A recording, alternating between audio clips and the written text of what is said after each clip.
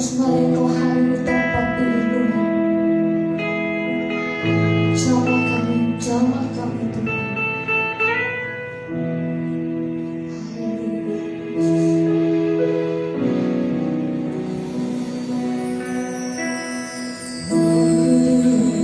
Kau hadir di sini,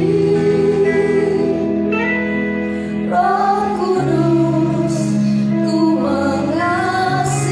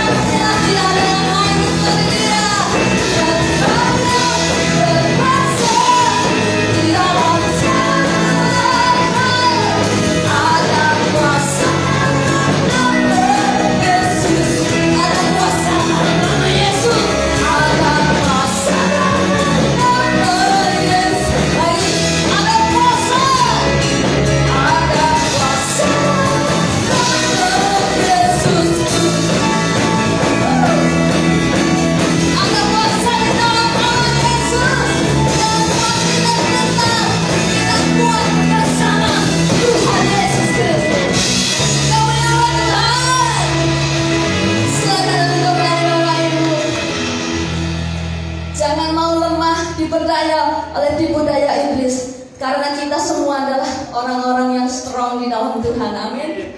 Orang-orang yang kuat. Bukan karena kita punya titel, karena kita punya kekayaan.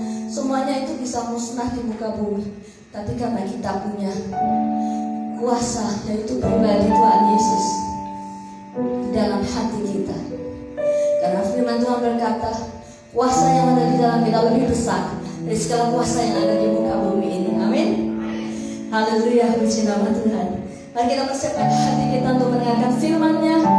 Dan biarlah Roh Kudus itu menguasai hati kita dan tetap percaya tidak ada yang mustahil dan tidak ada yang sukar di dalam Tuhan Yesus. Roh Kudus hadir di sini.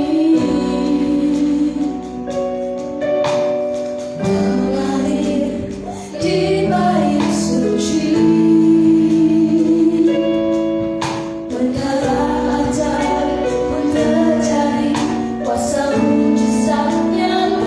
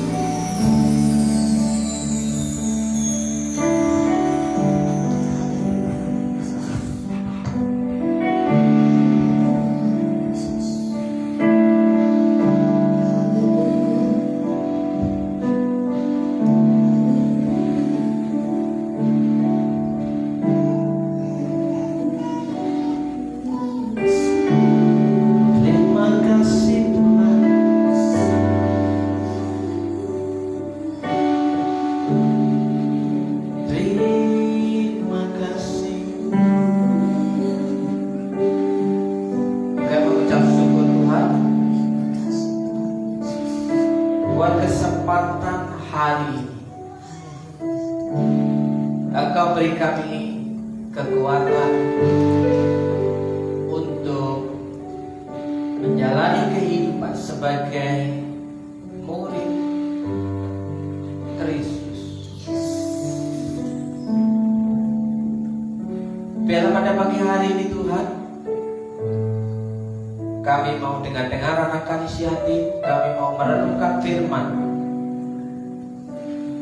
di mana hari ini ada banyak gereja dan hampir semua gereja sedang berdoa bagaimana hidup kekristenan mengalami pengurapan Roh Kudus, mengalami kepenuhan Roh Kudus, hidup yang dipimpin oleh Roh. Demikian juga kami yang ada di tempat ini, kami rindu menikmati kehadiran-Mu, tuntunan-Mu, pimpinan-Mu di sepanjang kehidupan kami. Urapi hamba-Mu, lawan dan berkati setiap umat-Mu yang tetap setia kepada Tuhan menjelang hari-hari kedatangan Tuhan yang kedua kali.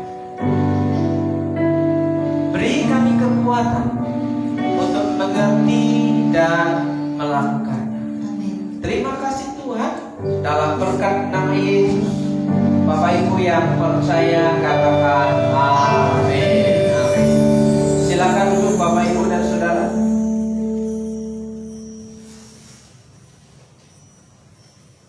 Shalom.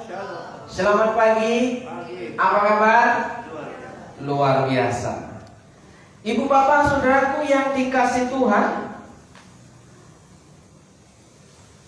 minggu ini minggu yang terakhir di bulan yang kelima, di bulan Mei 2022. Kiranya kita dapat mengakhiri happy ending untuk bulan Mei. Dan kita akan memasuki bulan yang baru, bulan Juni, di mana yang bulan yang baru itu kita memiliki semangat yang baru, gairah yang baru, sukacita yang baru, di mana hidup kita semakin hari semakin mendekat kepada Tuhan. Amin. Ibu bapak saudaraku yang dikasih Tuhan, jika hari Jumat yang lalu, hari Kamis yang lalu, semua gereja memperingati tentang hari kenaikan Tuhan Yesus ke surga, naiknya Yesus ke surga.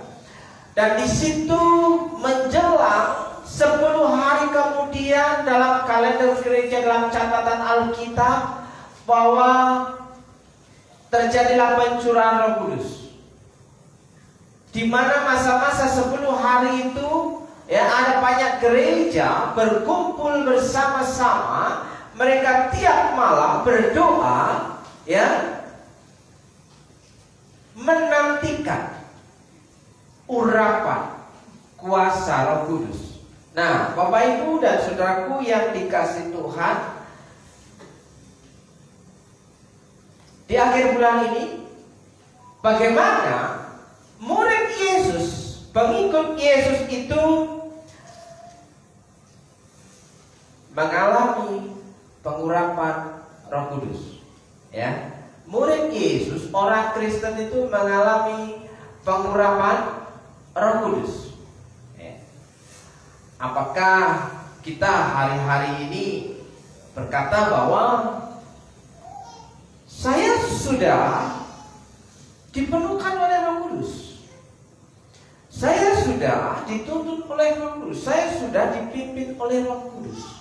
Nah, saudaraku yang dikasih Tuhan, apa yang menjadi bukti nyata bahwa kita semua adalah orang-orang yang diurapi Tuhan, orang-orang yang dipimpin oleh Roh Tuhan.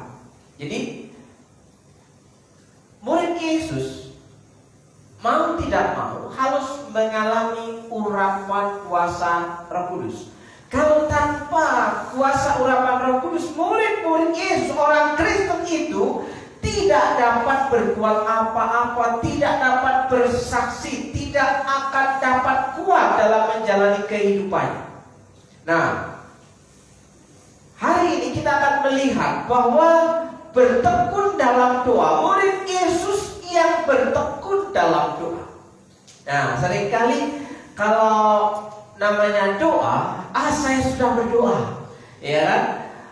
Setiap hari saya berdoa, setiap pagi saya berdoa, setiap mau makan saya berdoa, setiap mau kerja saya berdoa, setiap bangun tidur saya berdoa, setiap mau tidur saya berdoa. Apakah yang dimaksud hari ini tentang bertekun dalam doa itu seperti itu, Bapak Ibu dan Saudaraku yang dikasihi Tuhan?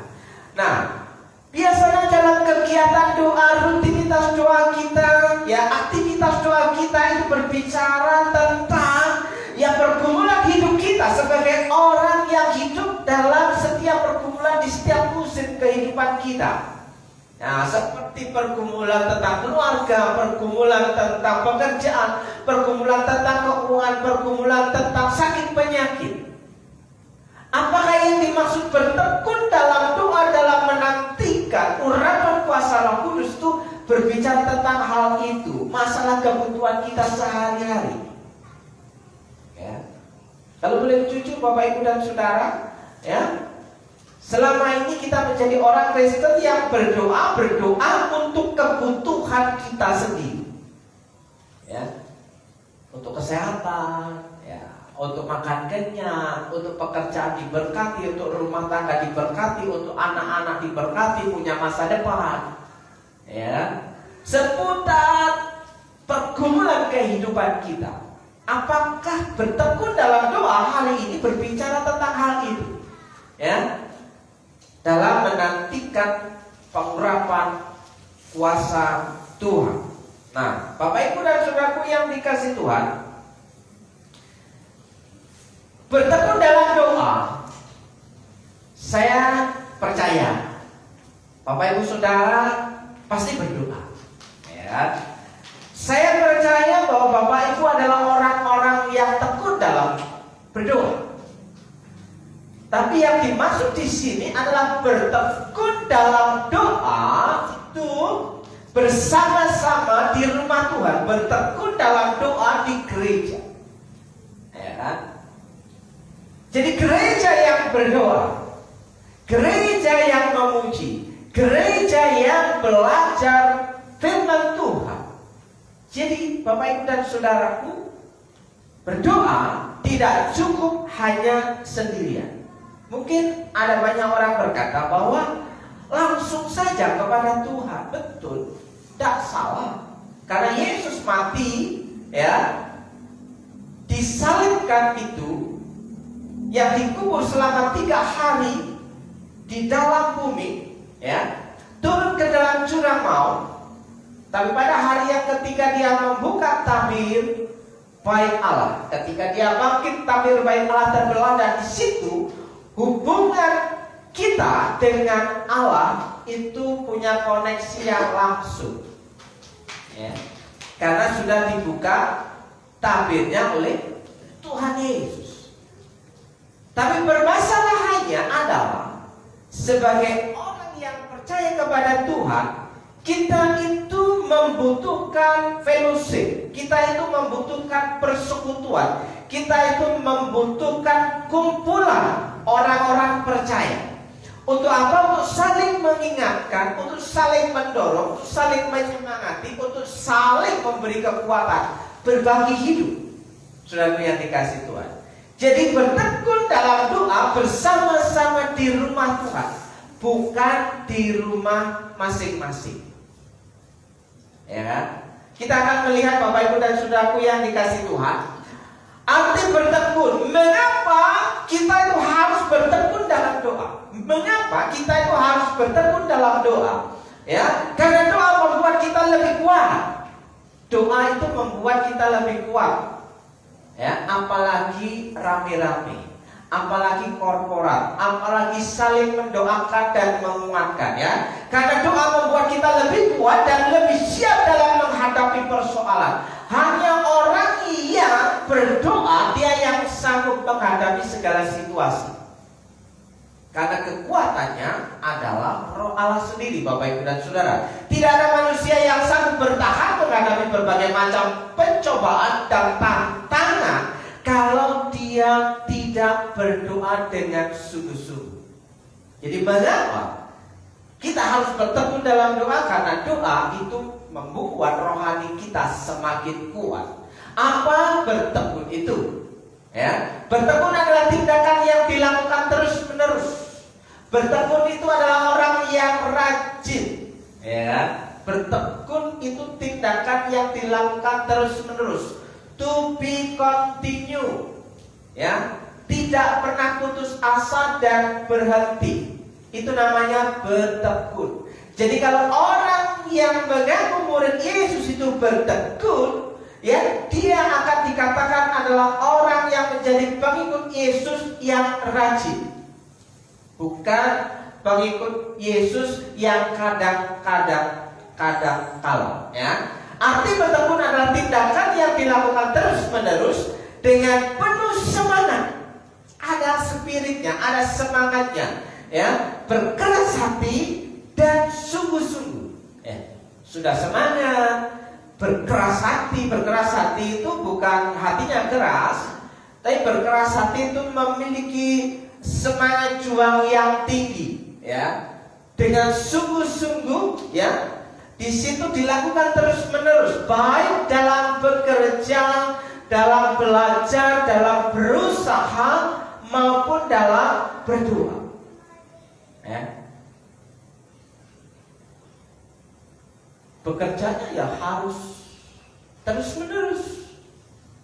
Kalau capek ya istirahat. Ya, jangan terus-menerus. Kalau bekerja terus-menerus, ya 7 day, 7 hari full saudara berdoa, ya. Motor aja lama-lama akan rusak, legrek, ya kan?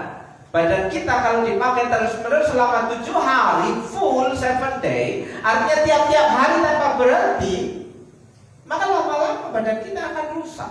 Makanya Tuhan itu memberikan satu perintah, pada hari Sabat itu istirahatlah dan nikmatilah hari bersama Tuhan dan keluarga saudara, pasangan saudara, anak-anak saudara. Sudah dikasih jatah sama Tuhan, jangan diambil alih. Nah, saudaraku yang dikasih Tuhan, bekerja juga harus bertekun, belajar juga harus bertekun, berusaha juga harus bertekun, berdoa juga harus bertekun.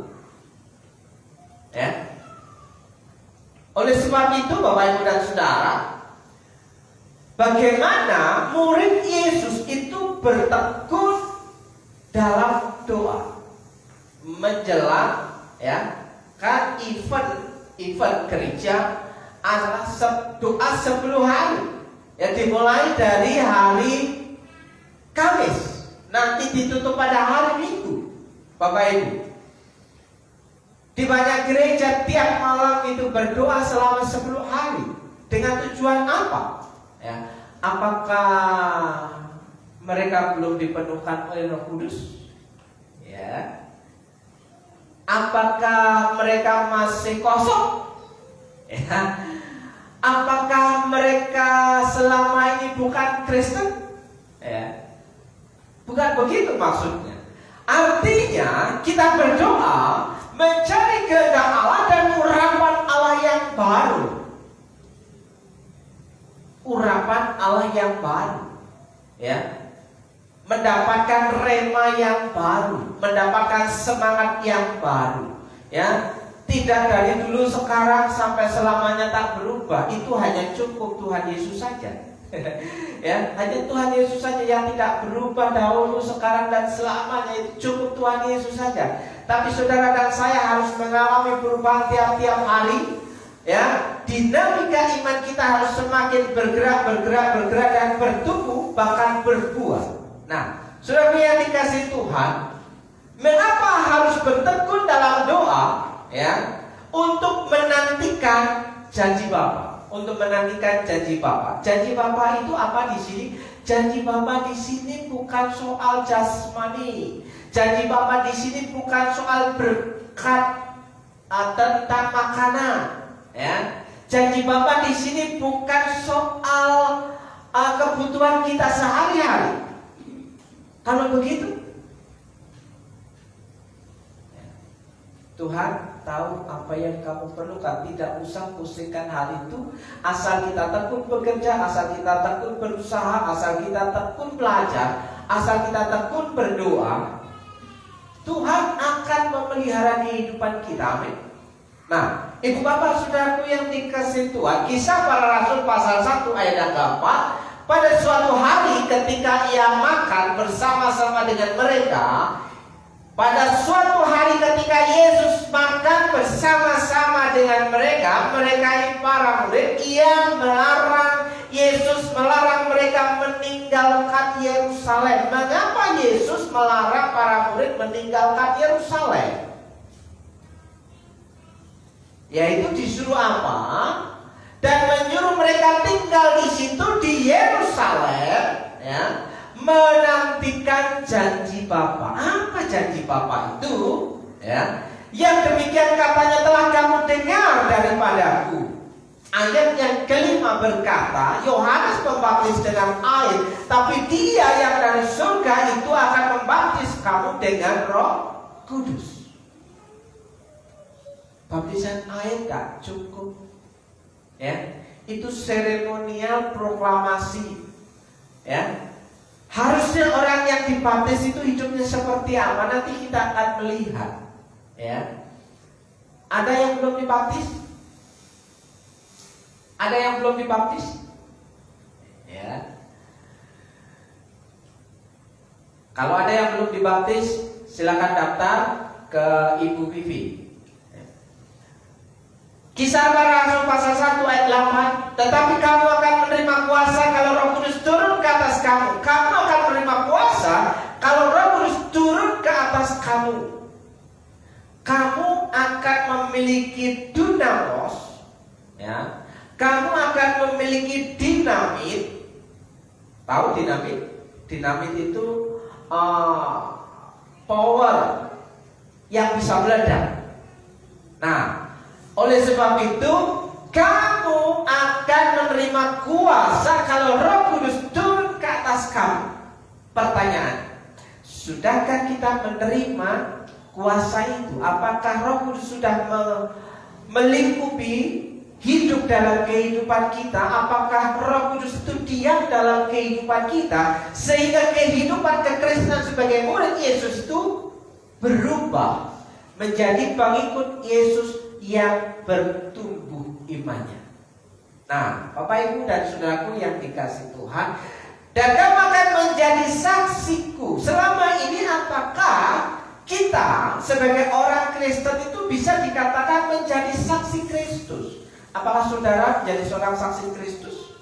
Selama hidup saudara, selama kehidupan saudara menjalani hari demi hari, minggu demi minggu, bulan demi bulan, apakah kehidupan kita mencerminkan bahwa kita saksi Kristus?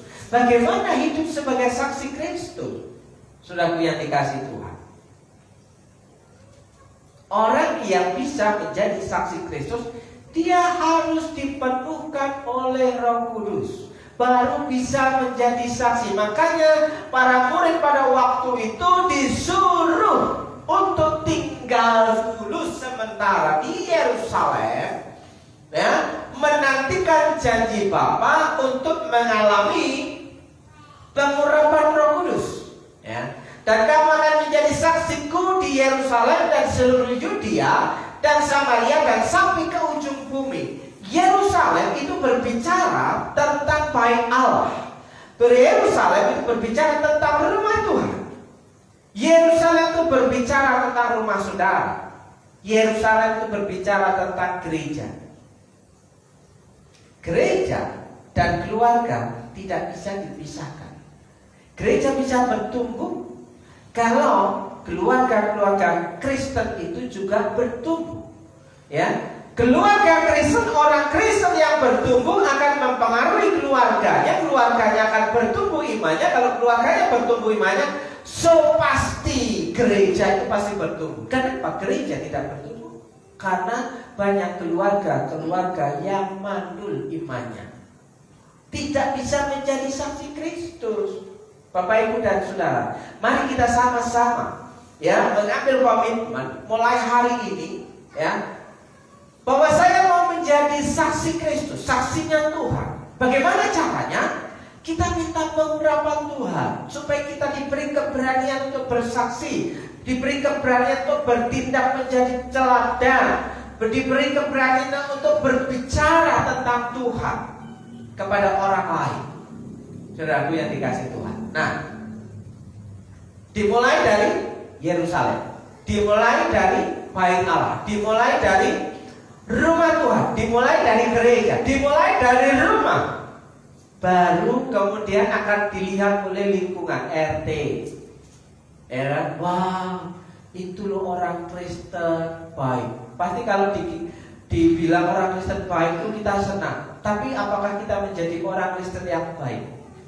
Pertanyaannya. Sehingga Pak RT kita mengakui bahwa kita orang baik, ya. Tetangga kanan kiri kita mengakui bahwa kita orang baik. Ataukah mereka berpikir, wah, itu apa jadi orang Kristen? Sama aja. Ya sama aja dengan yang lain. Nah, saudaraku, makanya di situ perlu urapan Roh Kudus untuk bisa menjadi saksi di Yudea, Samaria sampai ke ujung bumi. Ujung bumi itu di mana kaki saudara berpijak. Gak usah jauh-jauh ke Amerika, gak usah jauh-jauh ke Afghanistan, ya, gak usah jauh-jauh ke Korea. Ya. Ujung bumi itu berbicara tentang kaki saudara berpijak ada di mana. Jika kaki saudara berpijak di kantor, itu ujung bumi. Jika kaki saudara berpijak di pasar, itu ujung bumi. Karena saudara gak akan menemukan ujung bumi itu di mana. Ya, kehidupan kita, ya, kita berada pada dunia bumi ini bulat, ya, tapi tidak seperti donat yang tengahnya kosong, ya, tapi seperti tahu bulat digoreng hangat 500-an. Saudaraku, saya mengamati pedagang yang tidak pernah menyerah itu adalah penjual tahu bulat. Mau COVID, mau pandemi kemarin, kalau yang lain pada kolab, yang lain pada tutup, ya, pickup tahu bulat itu tetap jalan terus. Saudara, mengapa kita tidak memilih semangat seperti penjual tahu bulat? Ya, kenapa dia eksis? Ya, padahal modalnya itu besar, mobil pertama, yang kedua bahan bakar, ya, yang ketiga adalah pekerjanya ada 2, yang nyupir dan yang goreng. Tapi kenapa mereka tetap eksis?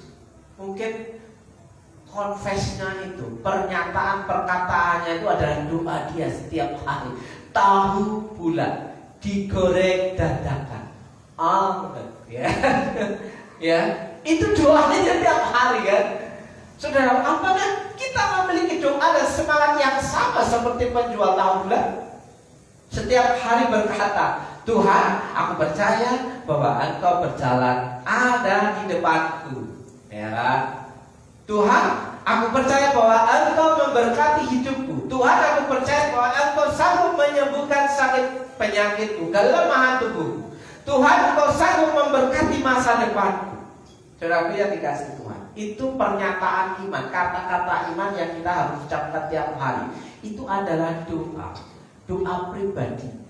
Ya, nah, tapi kali ini kan kita berdoa, ya, bertekun dalam doa bersama-sama di rumah Tuhan untuk menantikan janji Bapa, untuk menerima kuasa Roh Kudus, dan untuk menjadi saksi Kristus dimanapun kita berada, di mana kaki kita berpijak, disitulah ujung bumi. Nah, selanjutnya Bapak, Ibu, dan Saudaraku, ya, orang yang bertekun dalam doa itu mereka semua bertekun, tidak sendiri. pendirian mereka. Kita akan lihat Kisah Para Rasul pasal 1 ayat 12. Maka kembalilah rasul-rasul itu ke Yerusalem dari bukit yang disebut Bukit Zaitun. Peristiwa Yesus naik ke surga dibawa, dilihat oleh hampir 500 orang yang melihat Yesus terangkat ke atas di Bukit Zaitun. Ya. Selanjutnya di situ para murid mengingat bahwa mereka harus kembali ke Yerusalem. Apakah murid-murid itu satu kampung? Saya kira tidak. Kayak di sini, apakah orang yang beribadah di sini adalah orang-orang Purwokerto saja? Saya kira tidak. Ya, mereka dari Bukit Zaitun kembali ke Yerusalem. Ya, yang hanya seperjalanan sampai jauhnya dari Yerusalem. Apakah mereka naik motor? Tidak. Ada AC, tidak berkeringat, ya kan? Tahap-tahap kehidupan kita harus kita bisa mensyukurinya. Nah, Bapak Ibu dan saudaraku yang dikasihi Tuhan, setelah mereka tiba di kota, naiklah mereka ke ruang atas. Ke ruang atas mana? Tempat Petrus dan kawan-kawan menginap, menyewa tempat, ngontrak. Petrus ngontrak. Iya, Petrus itu ngontrak di Yerusalem, Bapak Ibu dan saudaraku. Dan di situ dijadikan base camp untuk kumpul para murid-murid. Mereka kembali ke Yerusalem, ke tempat mereka menumpang. Nah, dikatakan menumpang. Ya, Petrus menumpang. Murid Yesus, raja di atas segala raja, raja yang kaya raya, Petrus saja numpang. Saudaraku, apalah artinya di situ? Saudaraku yang dikasihi Tuhan. Tapi kita akan melihat mereka itu ialah Petrus dan Yohanes, Yakobus dan Andreas, Filipus dan Thomas, Bartolomeus dan Matius, Yakobus bin Alfius dan Simon orang Selon dan Yudas bin Yakobus. Nanti akan ditambahkan Matias, pengganti Yudas. Ya, mereka berkumpul di situ di Yerusalem. Mereka menanti janji Bapa yang disampaikan oleh Yesus sebelum naik ke surga. Ya, mereka bertekun. Ya, mereka semua itu bersama-sama. Mereka itu lebih daripada satu, Bapak Ibu dan Saudara. Mereka itu tidak berdua. Mereka itu tidak bertiga. Mereka semua minimal di situ ada 12 murid. Tapi Kisah Para Rasul memberikan catatan 120 orang. Kalau saudara membaca Kisah Para Rasul pasal pertama kedua, ya, 120 orang bermula dari 12 murid. Saudaraku, kenapa? Karena pada waktu Yesus naik ke surga aja ada 500. Ya, 500 tinggal 120, rontok berapa? Berapa Pak Peter? Jangan ngatur Pak. Ya, yang melihat Yesus naik ke surga itu ada 500-an orang, tapi tinggal yang kumpul mereka semua itu tinggal 120. Artinya ada 380 yang gugur imannya. Dia melihat tapi tidak percaya. Ya, dia mendengar tapi tidak dapat mendengar. Saudara yang dikasihi Tuhan, pada waktu zaman Yesus saja banyak yang rontok. Pada waktu zaman Yesus adalah yang gugur, apalagi zaman sekarang. Ya, nah Bapak Ibu dan saudaraku yang dikasihi, mereka semua bertekun dengan sehati dalam doa bersama-sama, bertekun dalam sehati dalam doa bersama-sama dengan maksud satu tujuan. Kata bertekun itu mereka rajin berdoa bersama-sama. Coba kita cek. Apakah gereja kita rajin berdoa bersama-sama? Bapak Ibu, mari kita kembali kepada Alkitab. Kita kembali kepada kebenaran firman Tuhan. Kehidupan sebagai murid Yesus itu sebenarnya tidaklah segampang Kata orang, enak ya jadi orang Kristen, cuma ibadahnya seminggu sekali. Enak ya, enak ya jadi orang Kristen, ibadahnya cuma seminggu sekali. Oh, dapat jatah surga. Oh, enak. Saudara yang dikasih Tuhan, tidak semudah itu, bro. Ya, tidak segampang itu. Ya, sebagai murid Yesus, di sini faktanya para murid itu mereka semua bertemu dengan Sani dalam doa bersama-sama dengan beberapa perempuan serta Maria ibu Yesus dan dengan saudara-saudara Yesus. Mereka berkumpul, mereka melakukan persekutuan doa. Saya mencatat di sini terjemahan yang lain, Bapak Ibu dan saudaraku yang dikasih Tuhan. Ya. Dengan tekun, Kisah Para Rasul pasal 1 ayat 13, ya. Dan ketika mereka masuk, mereka naik ke ruang atas, tempat mereka terus menanti-nanti. Mereka bertekun semua dalam doa dengan satu tujuan, menanti janji Bapa, menanti pengurapan Roh Kudus. Ya, tempat mereka terus menanti-nanti, baik Petrus dan Yakobus dan Yohanes dan Andreas, Filipus, Thomas, Bartolomeus, Matius, Yakobus, Simon dan Yudas saudara Yakobus mengadakan persekutuan doa. Apakah jemaat GBIS itu rajin persekutuan doa? Perenungan bagi kita orang Kristen, khususnya ya jemaat GBIS. Apakah kita sebagai murid Yesus, orang Kristen yang cuma datang ibadah seminggu sekali, ya itu sudah berharap masuk surga? Sudah kok enak? Ya enak dong, kan Tuhan Yesus sudah mati di salib untuk menggantikan kita, menggantikan kita. Saudaraku yang dikasih Tuhan, harusnya kita itu malu sama Tuhan. Tuhan Yesus sudah capek-capek, Tuhan Yesus sudah berkorban, Tuhan Yesus sudah berdarah-darah, ya kita santai-santai. Ya, kita santai-santai, orang Kristen yang santai. Ya, tapi pingin hidup kita diberkati oleh Tuhan, doa kita dijawab oleh Tuhan, keinginan kita dikabulkan oleh Tuhan. Kok enak? Saya nggak habis pikir ketika merenungkan kelakuan saya. Tuhan, saya pengen ini. Tuhan jawab dong, kok enak? Kelakuan saya. Ya, Tuhan, aku mau pengen makan enak, ya kan? Kembali, saudaraku yakin, apakah kita menjadi orang Kristen murid Yesus yang mau bertekun dengan sehati dalam satu tujuan dalam doa bersama-sama untuk mengalami pengurapan Tuhan? Oh,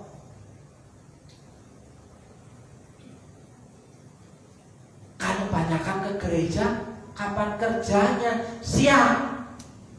Emangnya doa di sini pada waktu terjadi pasal 1 dan pasal 2 Kisah Para Rasul itu siang hari, malam hari. Kok dikatakan mereka mabuk anggur? Petrus berkata, jangan kau menyangka bahwa orang ini mabuk anggur. Sekarang baru jam 9 malam doanya. Sore sampai malam. Bukan siang hari. Siang hari ya kerja. Doa kumpul, berdoa. Makanya, saudaraku, kalau kita meneliti firman Tuhan, wow, mereka itu pekerjaannya apa ya? Pekerjaannya berkebun, berladang, menggembala. Kira-kira orang yang bertani, berkebun itu capek nggak? Capek, kepanasan, ya. Kira-kira orang yang menggembalakan kambing, domba, lembu, sapi itu capek nggak? Capek, sama capek, ya. Kan mereka tidak dituntut deadline. Saudaraku, apakah kita semua dituntut deadline? Ini dituntut deadline. Pokoknya dalam satu hari ini harus selesai 12 TV yang rusak itu harus selesai. Misalnya, berarti kan satu Pagi sampai pagi itu pun belum selesai. Tapi ya belum selesai. Berarti yang bisa menentukan deadline itu adalah kapasitas kita, seberapa kita bisa bekerja maksimal. Makanya di sini mereka bisa berkumpul bersama-sama untuk berdoa. Mereka semua bertekun berdoa bersama dengan satu tujuan, menantikan janji Bapa di satu tempat yang mereka kontrak. Saudaraku yang dikasih Tuhan. Selanjutnya, Bapak Ibu dan Saudaraku, bagaimana kita menjadi murid Yesus yang menikmati kemurahan Tuhan, dan barang siapa yang berseru kepada nama Tuhan akan diselamatkan. Barang siapa yang berseru kepada nama Tuhan akan diselamatkan. Barang siapa yang berseru kepada nama Tuhan Yesus, dia akan diselamatkan. Apakah cukup berseru-seru kepada Tuhan? Ya enggak kayak gitu juga kali. Ya. Tuhan, Tuhan. Tuhan Yesus berkata, siapa kamu? Aku tidak mengenalmu. Iya kan? Nah, di sini apa yang harus kita kerjakan? Di sini apa yang harus kami perbuat, saudara-saudara? Mereka bertanya kepada para rasul, mereka bertanya kepada Petrus, apa yang harus kami perbuat? Mendengar hal itu mereka sangat terharu. Para orang-orang banyak itu, yang 120 orang itu, mereka sangat terharu, gitu kan? Wow, keren, gitu kan? Ada respon, ada reaksi ketika mendengar ya pengajaran rasul-rasul yang disampaikan tiap-tiap hari, ya dalam waktu sepekan 10 hari itu, saudaraku, mereka sangat terharu, ya. Lalu bertanya kepada Petrus, apa yang harus aku lakukan? Apa yang harus aku perbuat? Jawab Petrus kepada mereka, bertobatlah. Lalu sudah bertobat ke dalam sang, gitu kan? Bertobatlah. Emang aku salah apa? Emang aku dosa apa kok disuruh bertobat? Ya, saudaraku, orang yang bertobat itu adalah orang yang kembali kepada Tuhan, ya. Bukan orang yang meninggalkan Tuhan. Makanya kita seringkali meninggalkan Tuhan. Kita disuruh kembali kepada Tuhan. Bertobatlah dan hendaklah ke masing-masing memberi dirimu dibaptis. Dibaptis, ya. Setelah berseru-seru kepada nama Tuhan, disuruh bertobat, terus dibaptis. Memberi diri dibaptis dalam nama Yesus Kristus untuk pengampunan dosa. Berseru-seru kepada Tuhan, Tuhan ampuni aku, Tuhan ampuni, bukan Tuhan tolong aku, Tuhan berkati aku, bukan itu. Bertobat itu bukan itu. Tuhan ampuni aku sudah menjadi orang yang jahat. Ya, sebaik-baiknya orang Kristen, dialah tetap menjadi orang jahat kalau tidak melakukan hal yang baik. Nah, sekali lagi, sebaik-baiknya orang Kristen, dia akan tetap menjadi orang jahat kalau tidak melakukan hal yang baik, pekerjaan yang baik yang diberikan oleh Yesus, yaitu apa? Berseru-seru kepada Tuhan. Artinya sama dengan Tuhan ampuni dosaku, dan ia berkata kepada orang lain, Tuhan sudah mengampuni dosaku. Itu namanya bersaksi. Ya kan? Kalau tidak, saya sudah is dead. Ya kan? Nah, the end, ya. Maka kamu akan menerima karunia Roh Kudus. Nah, rupanya orang yang menerima karunia Roh Kudus, pengurapan Roh Kudus itu adalah orang yang mampu mengakui kesalahannya, mampu mengakui dosanya. Ya. Keterbukaan adalah awal dari pemulihan. Terbuka 1 dipulihkan 1, terbuka 2 dipulihkan 2, terbuka 3 dipulihkan 3. Jangan disisakan terbuka semua di hadapan Tuhan, maka hidup kita akan dipulihkan. Amin. Dipulihkan itu dalam hal apa? Orang Kristen yang bertobat akan kelihatan secara fisik bahwa tubuhnya pun akan mengalami pemulihan. Saudara yang dikasih Tuhan, tinggal percaya atau tidak. Jika saudara mengalami titik paling berjumpa dengan Tuhan secara pribadi, tubuh saudara akan menjadi tubuh yang sehat. Amin. Kenapa? Ada gairah bersama dengan Tuhan. Nah, saudara murid yang bertobat. Selanjutnya Bapak Ibu, bersekutu dan belajar firman, bertekun dalam doa bersama-sama di rumah Tuhan, di gereja, itu adalah bersekutu dan belajar firman. Kisah Para Rasul 2 ayat 41. Ya, orang-orang yang menerima perkataannya itu memberi diri dibaptis, dan pada hari itu jumlah mereka bertambah berapa? Kira-kira 3.000 jiwa. Dari 112, dari 500 rontok menjadi 120. Pionirnya adalah 12 orang. Dan ketika mereka mengalami pengurapan Roh Kudus, maka jumlah mereka bertambah kira-kira 3.000 jiwa. Saudaraku, mengangkat 100 jiwa untuk ibadah di GBS Purwokerto berat. Kenapa berat? Bapak Ibu renungkan khotbah ini sampai selesai. Kenapa berat? Kenapa dalam ibadah ini tidak sampai angka 100? Kursi sudah disiapkan sampai rusak. Loh iya, kursi sudah ditambah sampai rusak. Ya, dipangan nonol. Ya. Jumlah kursi 100 sudah 125 orang. Ya, tapi kursi yang dipakai baru berapa biji kursi yang dipakai. Saudara yang dikasih Tuhan, ya. Apa yang dikerjakan murid-murid yang bersekutu bersama, berdoa bersama, bertekun bersama dalam doa di rumah Tuhan, di gereja itu, di bait Allah itu, ya. Mereka bertemu dalam pengajaran rasul-rasul dan dalam persekutuan. Oh, katanya persekutuan doa, kok banyak firmannya? Maksudnya? Ya kalau namanya persekutuan itu udah banyak doanya, yang mau didoakan siapa? Pertanyaan.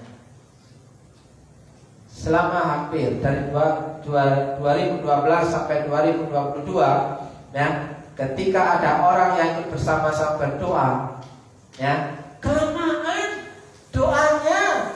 Kenapa? Banyak firmannya. Loh, di sini tidak untuk menantikan janji Papa. Mereka bertekun dalam pengajaran rasul-rasul. Mereka rajin belajar firman dari rasul-rasul. Saudaraku, bagaimana mungkin sih kita mendapatkan pengurapan Tuhan tanpa mengenal firman? Apa dasar Tuhan mengurapi hidup kita? Nah, sementara firman itu timbul oleh firman Kristus untuk menumbuhkan iman kita, saudaraku yang dikasih Tuhan. Dan mereka selalu berkumpul untuk memecahkan roti dan berdoa. Selain belajar firman, mereka tekun berdoa. Mereka berkumpul memecahkan roti, perjamuan mereka tiap-tiap malam, perjamuan kudus, saudaraku, luar biasa. Kalau begitu, modalnya gede. Coba bisa bayangkan. Nah, kalau tiap malam perjamuan kudus, kan bolak-balik beli roti perjamuan dan beli anggur. Nah, bukan hanya itu, saudaraku, ya, dan berdoa. Kalau saya membaca dalam terjemahan yang lain begini, Bapak Ibu dan Saudara. Kisah Para Rasul pasal 2 ayat 42. Dengan tekun mereka belajar terus dari rasul-rasul dan selalu berkumpul bersama-sama. Mereka makan bersama-sama dan berdoa bersama-sama. Keren. Ada doa, ada makan. Ada doa, ada perjamuan. Ada doa, ada firman. Keren, saudaraku. Apakah kita rindu hal yang demikian? Bapak Ibu dan Saudara, secara tulus saya bertanya kepada Tuhan, apakah Bapak Ibu dan Saudara rindu menikmati pengurapan Tuhan seperti yang dilakukan oleh para murid pada waktu itu? Apa yang terjadi dengan mereka? Akan kita berkaca kepada kehidupan mereka. Saudara yang dikasih Tuhan, bersekutu dan belajar firman, ya. Dan semua orang yang telah menjadi percaya tetap bersama tetap bersatu saudaraku. Bersatu itu sehati sepikir ya, dengan satu tujuan, saling berbagi hidup. Dan segala kepunyaan mereka adalah kepunyaan bersama. Kok enak? Kok enak? Segala kepunyaan mereka adalah kepunyaan bersama. Maksudnya apa sih? Kalau mereka tiap-tiap malam berkumpul, mereka berbagi hidup. Kamu gak bawa makanan, aku yang bawa. Kamu lagi sakit, aku kasihkan obat, ya kan? Kamu lagi sedih, aku hibur. Itu namanya berbagi hidup, saudara yang dikasih Tuhan. Jadi mereka orang yang bersatu ini tidak pelit, saudara yang tidak pelit. Mereka berbagi hidup, sharing hidup. Dan segala kepunyaan mereka adalah kepunyaan bersama. Dan selalu ada dari mereka yang menjual harta miliknya. Mereka tidak tanggung-tanggung bahwa apa yang dimiliki itu dipakai untuk kebersamaan. Pertanyaannya, kalau begitu mereka jadi melarat. Dan dicatat pada waktu itu setelah mereka menjual apa yang dipunyainya, langsung mereka melarat. Tidak, Bapak Ibu. Kok bisa? Makanya ayo kita gali firman Tuhan. Kok bisa mereka melakukan hal yang seperti itu? Mereka saling berbagi hidup, tapi tidak berkekurangan. Mereka jual, tapi mereka tidak menjadi miskin. Apa rahasianya? Saya juga penasaran. Saya juga penasaran. Kenapa mereka tidak dikatakan menjadi miskin, menjadi melarat, mereka berkekurangan? Padahal mereka apa yang dia punya dia bagikan kepada yang lain. Tergantung kebutuhan masing-masing. Mereka mengingatkan, mendorong, menopang, berbagi hidup. Nah, sudah yang dikasih Tuhan, berkumpul di bait Allah. Yang terakhir, ya, dengan bertemu dan dengan sehati mereka berkumpul tiap-tiap hari dalam bait Allah. Itu sore hari, gak siang hari, ya kan? Nanti masih tanya lagi. Kalau tiap hari ke gereja kan tidak ada waktu untuk keluarga. Di sini ya, para murid dan kawan-kawannya itu bertemu di bait Allah dengan pasangannya, dengan anaknya, ya kan? Lalu tiap-tiap hari berkumpul di bait Allah. Di gereja kapan nyucinya? Kok susah amat nyuci? Kan ada laundry. Lo kan harus bayar. Kan di situ saling berbagi hidup. Kalau kamu gak punya uang, dikasih. Kok kamu gak ganti-ganti derbau? Belum nyuci, nih untuk nyuci. Loh, itu saling berbagi, saling memperhatikan. Jadi mereka gak mengalami kekurangan, mereka gak mengalami kelaparan, ya. Mereka memecahkan roti di rumah masing-masing, berkumpul di bait Allah, ya, memecahkan roti masing-masing di rumah bergiliran, ya, persekutuan doa giliran dari rumah ke rumah. Dari 5 tahun udah ada PDRT. Dan makan bersama-sama dengan gembira. Kenapa tidak ada PDRT? Karena berat untuk ngasih makan, bukan? Iya. Loh, bukankah di situ tidak mengatakan harus? Tidak mengatakan harus. Mereka dengan penuh kesadaran mereka membawa, mencukupkan yang kelebihan, mencukupkan yang berkekurangan, melengkapi yang berkekurangan. Jadi tidak ada alasan bahwa berat untuk makan, saudara. Pasti makan. Ikut Tuhan pasti makan. Amin. Ikut Tuhan pasti makan. Kebangetan kalau ikut Tuhan gak bisa makan. Kebangetan. Iya, ikut Tuhan gak bisa makan itu kebangetan. Tapi permasalahannya makan sendiri apa makan rame-rame. Makan bersama-sama dengan gembira dan tulus hati. Gembira, tulus hati, senang, sukacita, sambil memuji Allah. Di sini senang, di sana senang, di mana-mana hatiku senang. Sambil memuji Allah. Besoknya pagi bekerja dengan semangat lagi. Tuhan memberkati ya, untuk makan bersama lagi. Loh, kalau untuk makan terus, kapan beli mobilnya? Ya tunggu dulu. Pada waktu itu belum ada mobil. Ya, pada waktu itu adanya keledai. Ya.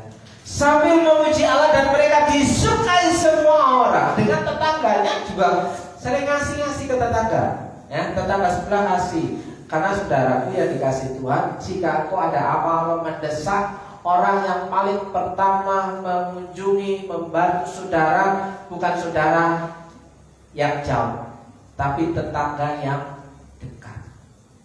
Berbaik-baiklah dengan tetanggamu yang paling dekat, karena itu adalah saudaramu paling dekat. Ya. Dan tiap-tiap hari Tuhan menambah jumlah mereka dengan orang yang diselamatkan. Maka gereja akan bertumbuh. Orang Kristen akan bertambah banyak karena melihat kesaksian hidup. Mereka tahu bahwa orang yang percaya pada Tuhan Yesus orang baik, disukai semua orang, ya, penuh dengan kuasa Tuhan, berkumpul di bait Allah tiap-tiap hari. Murid yang senang bersaksi, buatlah masa depanmu berbeda. Mulai hari ini ambil komitmen. Saya mengundang pemain musik untuk maju ke depan. Ya. Bertekun dalam doa bersama-sama di gereja. Bertekun dalam doa bersama-sama di gereja. Bapak Ibu Saudara, saya mau kasih tahu bahwa absensi kehadiran seorang siswa, seorang pelajar, seorang mahasiswa itu menentukan kelulusan. Jika kita mau lulus, supaya kita naik level, maka kita harus mengisi absensi kehadiran. Ya, absensi kehadiran itu menentukan poin. Absensi kehadiran itu menentukan reward. Absensi kehadiran itu menentukan ganjaran. Jadi orang yang rajin bertekun untuk berdoa, terlebih di sini kontennya sama-sama, dia akan mendapatkan poin khusus dari Tuhan Yesus. Apakah saudara rindu mengalami pengurapan Tuhan? Apakah saudara rindu hidup saudara diubahkan oleh Tuhan? Atau saudara cukup puas dengan kekristenan yang ada sekarang? Tuhan, aku mau cukup sekian sajalah. Kalau saya tidak pernah puas, saya mau Tuhan tambah-tambahkan kapasitas saya untuk melakukan pekerjaan-pekerjaan Tuhan demi kerajaan Allah terjadi di Purwokerto. Jika di Purwokerto tidak bisa dilakukan, saya akan lompat keluar Purwokerto. Bapak Ibu dan saudaraku yang dikasih Tuhan, jika hidup kita dipakai hari ini oleh Tuhan, bersyukurlah. Jika hari ini kita dipakai oleh Tuhan, diurapi oleh Tuhan, bersyukurlah bahwa saudara mendapatkan poin khusus. Sekali lagi, dalam dunia kerja, dalam perusahaan, poin kehadiran itu menentukan besarnya kisaran gaji. Dalam perusahaan, dalam kenaikan jenjang, itu ditentukan oleh nilai poin dari absensi kehadiran kita dalam bekerja. Nah, kita sebagai murid Yesus, kita akan mendapatkan nilai poin dari Tuhan. Bagaimana kita melakukan hidup kita untuk bertekun, untuk mencari tahu kehendak Tuhan. Saudara, saya memberi kesempatan untuk merenungkan sejenak. Apa arti hidupku hari ini? Apakah aku Tuhan pakai untuk pekerjaan Tuhan? Selama sisa hidupku, apakah Tuhan pakai? 1 menit saudara bergumul, 1 menit saudara berkata-kata secara pribadi kepada Tuhan.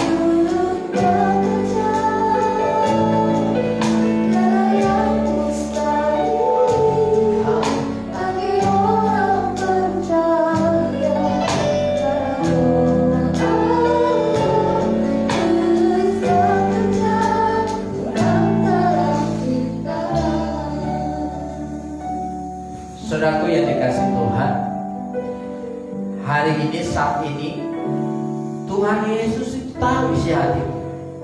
Tuhan Yesus itu mendengar apa yang sedang engkau curhatkan. Tuhan Yesus itu mengerti apa yang sedang engkau perkatakan kepada. Walaupun dalam hati sekalipun Tuhan tahu isi kedalaman hati saudara.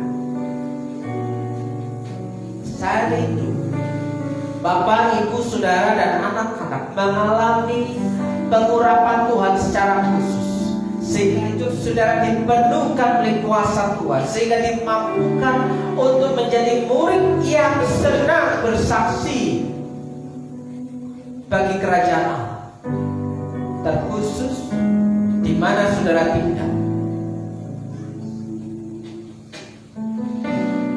Jika saudara membuka hati, Tuhan akan memulihkan hidup saudara. Tuhan akan memenuhkan dengan urapan Roh Kudus dalam kehidupan saudara.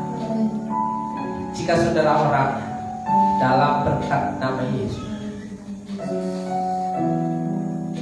dalam berkat nama Yesus, Tuhan penuhkan dengan urapan kuasa Roh Kudus. Saudara tak perlu memusingkan apa yang menjadi kebutuhan saudara.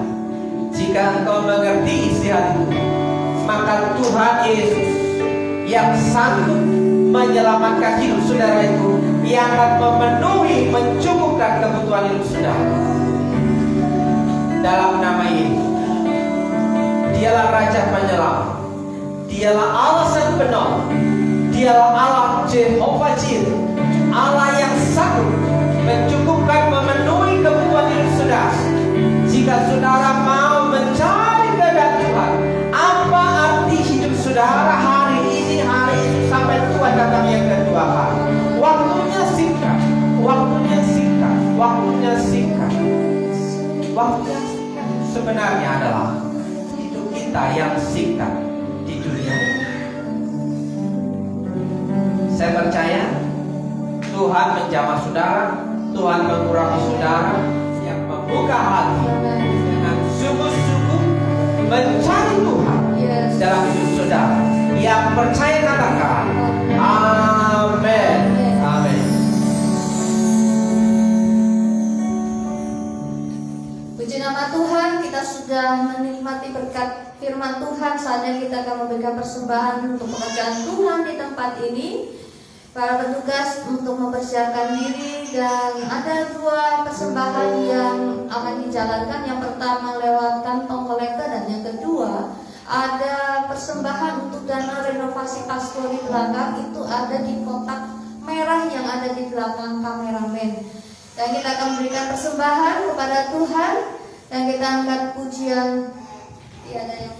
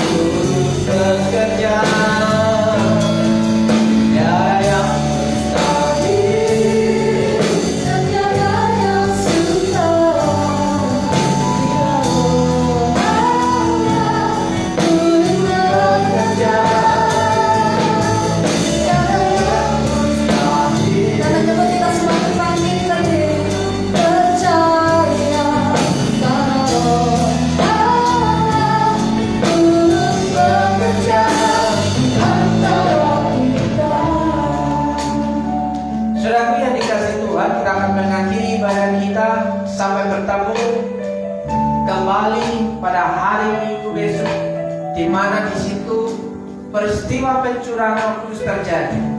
Saya percaya jika saudara dengan sungguh-sungguh mencari Tuhan, pengurapan Tuhan itu terjadi dalam kehidupan saudara. Amin.